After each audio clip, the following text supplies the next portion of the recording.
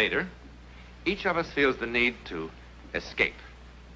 The country folk go to the city city folk go to the country.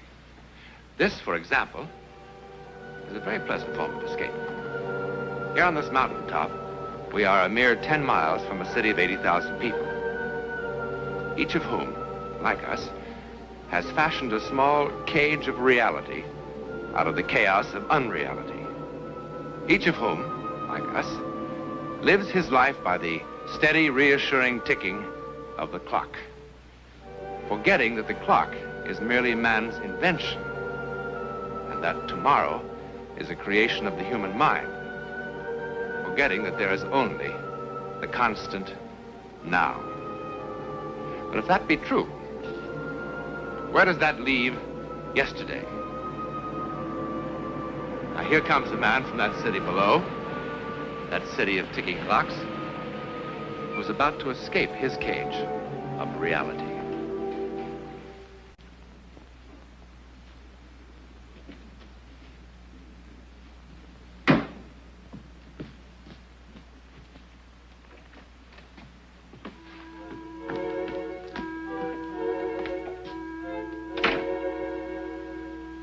Ellen?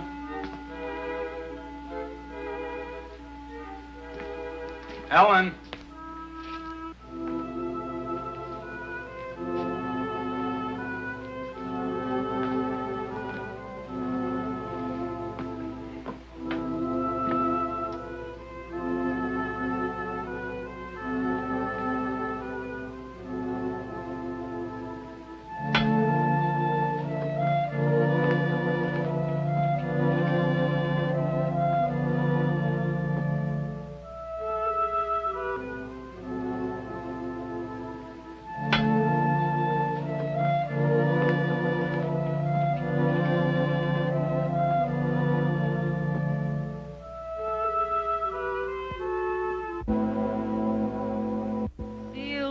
With the stamp of the U.S. government.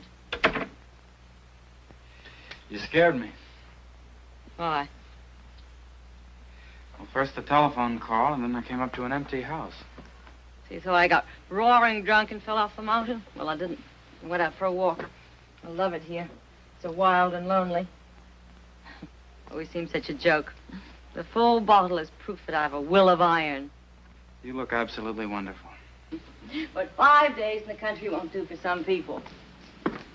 What did you want to talk to me about, Ellen? What was so urgent? I checked with the hospital today. Mr. Pearson goes home at the end of the week. I knew that. Harry, when I think of how close I came to killing that man. Well, you didn't. No, I didn't. I didn't even see him. I was so drunk he wasn't even a blur. Now, come on, Ellen. What next? What new escapade for the madcap alcoholic? I'm through nearly killing people, of shouting drunken curses in police stations, of being bundled into straitjackets and whipped off to sanitariums. Oh, and seeing lovely little goodies drift through the walls. Oh, I didn't tell you. Last time I was pursued by an open coffin. Now, that's a little more original than bats and pink elephants, wouldn't you say? Harry, I have a little speech to make. A simple, sober little speech which couldn't be phoned in and which should have been said 500 drinks ago. I don't need alcohol anymore. I don't need you anymore. I mean it, Harry. You mean what? I mean, at last I've faced the truth. It's a tired little cliche, isn't it? But that's just what happened. And I don't need a drink instead, and I don't need to have an affair instead, and I don't need anything instead. Where's the other bottle of booze? Oh, so I sound drunk. Want me to walk a straight line, officer? Because I can. Ellen, this is all a lot of female emotionalism. Now, it's probably your hormones or something. Why don't you stay up here for the rest of the week, the way that Dr. Mason told you to? I intend to. Ellen, I know what's wrong with us, and so do you. Indeed, I do. 17 years times 365 days times 24 hours, drip, drip, drip. No, Ellen, I'm sorry. It's not that simple. Mind if we skip that? You want to sweep it all under the rug again and pretend it doesn't exist? I don't even think about that anymore. Ellen, where was I when we became strangers? Right here. You've never believed me. Nope. What do you want me to do, stand on my head? Oh, let's not talk about it You never anymore. want to talk about it. Oh, and I don't want to fight. I'm not fighting. Lovers fight. You better be getting back. The way it's snowing, the road may be closed pretty soon. Would it be that much of a catastrophe if I spent the night here?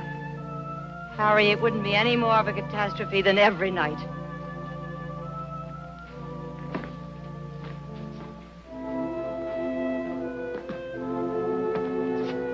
I think I like you better when you're drunk.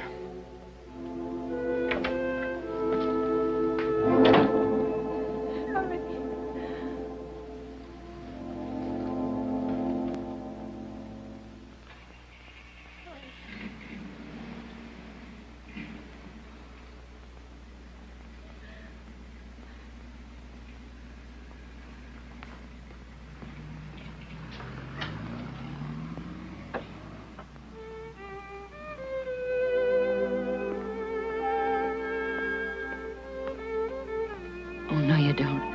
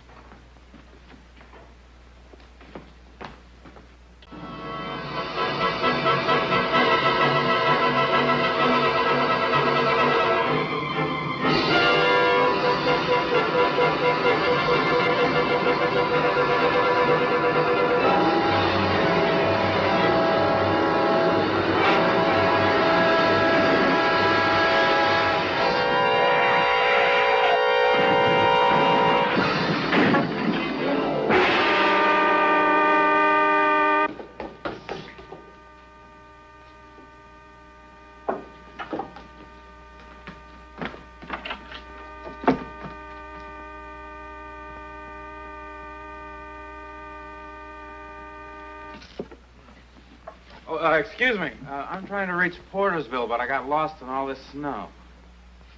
Where's your car? It's down the road.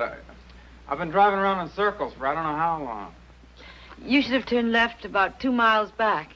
This is a dead end.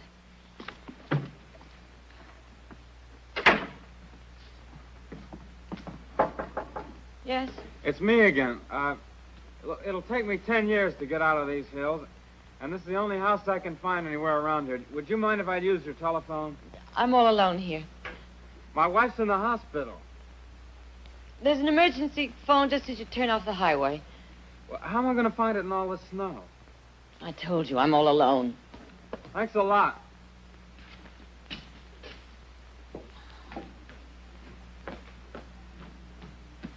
Young man. Huh? Of course you may use the phone. Help yourself. It's right over here. Thanks. I'm sorry I was so... I'm sorry your wife's in the hospital.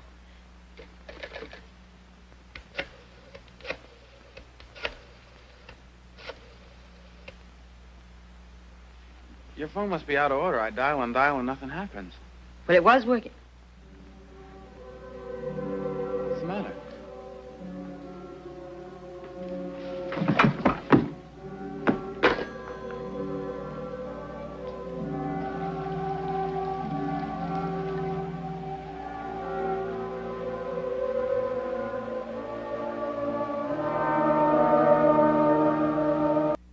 Everything's okay. You better? Okay, that's better. That's better.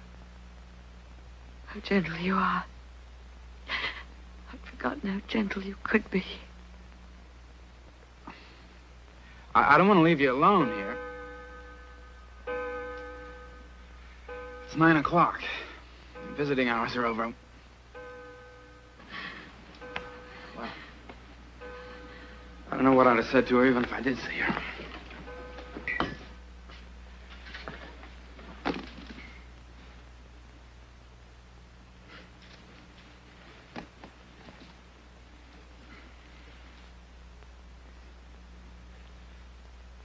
Boy, well, I was 100% wrong about that. My wife just had a baby. An 8-pound, 5-ounce girl. Great, big, beautiful kid. Except she was dead.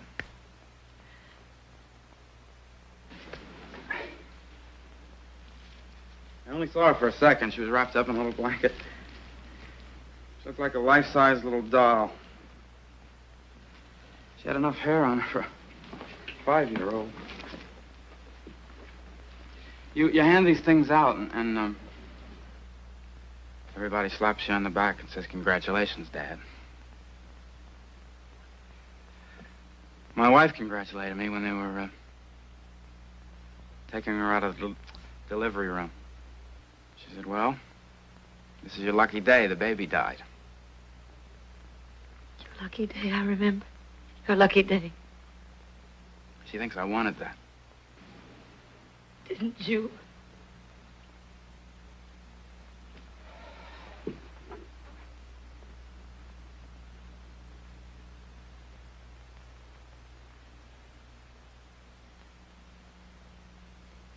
We've only been married for a year and a half. We're flat broke. I work 3 times a week, and I'm lucky to get that. I guess you don't know what it means to have nothing to come home to but fried liver. And maybe a Kino movie. Wanted to travel. That was our dream. We wanted to rub shoulders with everybody else in the world. Well, you just can't do that with a kid strapped to your back. We'd saved up about $200. And then surprise. Ellen was pregnant. So I told her that, okay, so you're pregnant. It's not the end of the world. We can do something about it. But she wouldn't. I guess that sounds awful selfish to you, but let me tell you something. I got a little bomb in my pocket.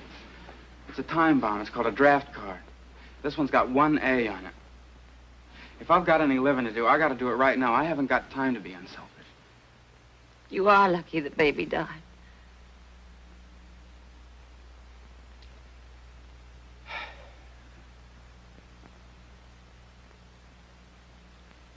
I was sitting in that hospital waiting room. All the rest of those expectant fathers pacing up and down, jumping out of their skins every time a nurse went by. A bunch of boobs. And all of a sudden, a kid started to yell, and I thought, hey, that must be my kid. Well, it wasn't, but the funniest feeling came over me. All right, I know I don't fit into the pattern. I mean, I'm not crazy about hot dogs, and I don't go out bowling with the boys, and I never went over and felt every time the baby moved. And I didn't go out rushing out in the middle of the night to buy Ellen pickles and ice cream. But sitting there in that waiting room, I began to realize that whatever was going to be born would live and breathe and grow up and be a part of the world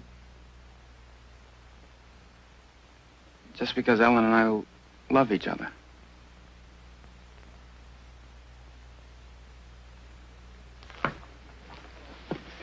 Did you ever get into Portersville very much? If you wanted to see a really beautiful girl, you could go into the National Bank. She was that blonde secretary behind the desk in the escrow department. There's an expression on her face. It's a look in her eyes. Like just being alive is something so red hot and special it should be in all the headlines. Sometimes I used to just go in there and look at her and say, baby. Well, I guess I catch on slow. But sitting there in that hospital waiting room, it really began to hit me what this child really meant. The flesh and blood proof of what Ellen and I really were to each other. And all of a sudden, this feeling came over me. And it made all the cities and the mountains and the trains and countries seem like nothing. So then when they came and told me that the things weren't going very well in the operating room and delivery room,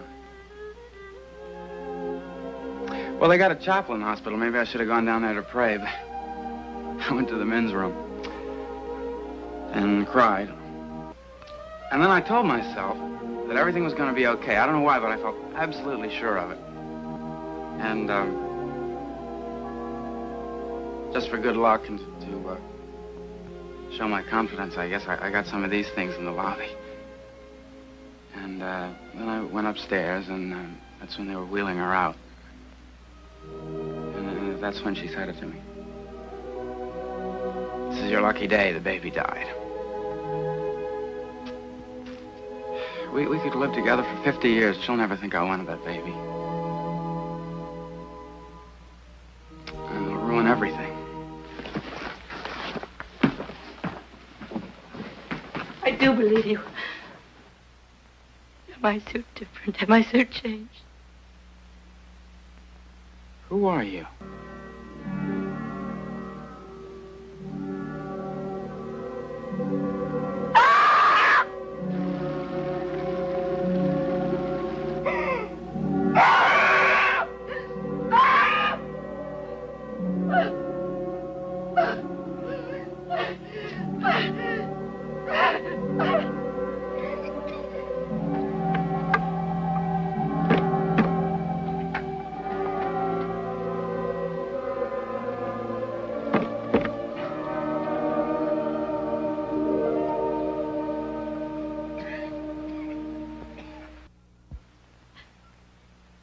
I called Dr. Mason an hour ago.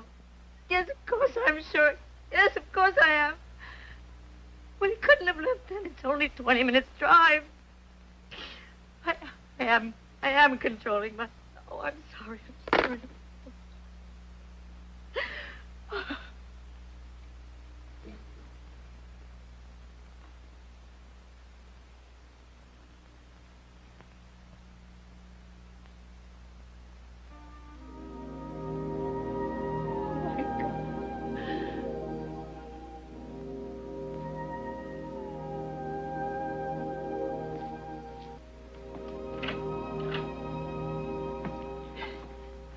Dr. Mason, I'm not imagining things. It's not like before. You see, I called you, and you're here, and he was here the way he was. He was here. I'm not drunk. Ellen, I made a stupid mistake. I put your records in the inactive file. I didn't open that bottle. I suppose he did that. He did. Please believe me, he was here. I was where, Ellen? He was in a burning car, that's where he was. And by extremely good luck, I saw him as I came up to see you. Are you all right? I was out cold for a while, but I'm all right now. You hand these out and they slap you on the back and say, "Congratulations, Dad. It's a boy, it's a boy." Well, she couldn't have had much to drink. The bottle's almost full. She's not drunk. Well, then what is she? Good night, Doctor. I think I know Ellen's problems a little better than you do. Do you? Ellen, I'm going to leave some of these for you, and you can take them if you need them. You know how. You've had them before, and I'll call you in the morning. And, good night.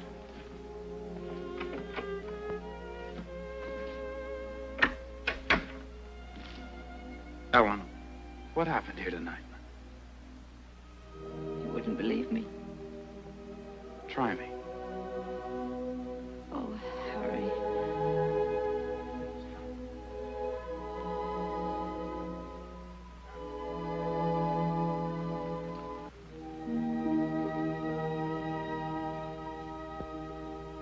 He believed her. He had to. Well, was it all a delusion? It's a boy. Now, that certainly was not a delusion. Then what happened to Ellen Grayson? Was it an hallucination? Was it an accident in time? Or did the unconscious Harry Grayson will himself back to the man he was to convince Ellen of his love? What you've just seen is not so uncommon as you might think in the annals of psychic experience. Man has just begun to probe the world beyond his cage of reality. In that constant and marvelous and eternal world of the now. Who knows what he'll find?